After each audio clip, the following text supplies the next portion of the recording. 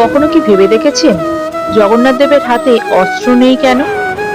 বিষ্ণুর হাতে থাকে সুদর্শন চক্র, শঙ্খ, গদা আর পদ্ম, কিন্তু সেই বিষ্ণুর রূপ জগন্নাথ দেবের হাতে কোনো অস্ত্র নেই কেন? কেন জানেন? এটা কি শুধু অসম্পূর্ণ বিগ্রহের কারণে, নাকি এর পেছনে লুকিয়ে আছে ভগবানের এক গভীর বার্তা?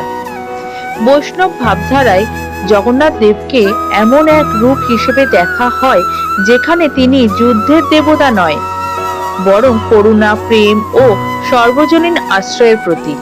তাই এখানে অস্ত্রের চেয়ে ভক্তির গুরুত্বে বেশি প্রকাশ পায়। লোকপ্রচলিত কাহিনীতে আরো বলা হয়, জগন্নাথ দেবের অসম্পূর্ণ রূপ যেন বোঝায় তিনি কোনো শক্তি প্রদর্শনের জন্য নন, ভক্তকে আপন করে নেবার জন্যই এসেছেন। তার সবচেয়ে বড় শক্তি অস্ত্র নয়, তার অশেষ করুণা। তাই পুরীতে কেউ প্রভুকে যুদ্ধজয়ী রাজা হিসেবে নয়, সবার প্রিয় জগন্নাথ জগতের নাথ হিসেবে অনুভব করেন।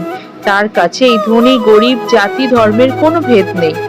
আপনি কি আগে এই প্রতীকী ব্যাখ্যাটি জানতেন? কমেন্টে লিখুন। জয় জগন্নাথ।